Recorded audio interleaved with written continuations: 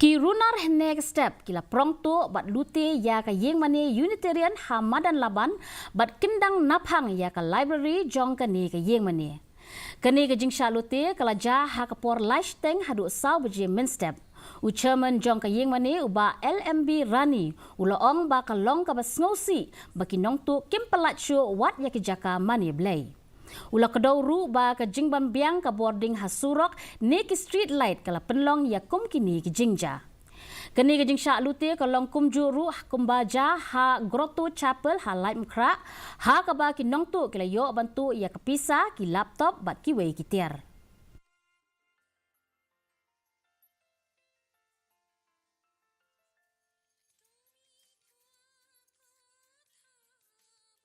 It's really very unfortunate that more nowadays, especially, all these things happen.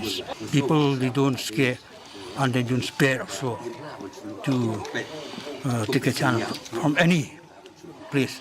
Just like from the church compound, from the church, inside the church also they can do it like this. So what can you say?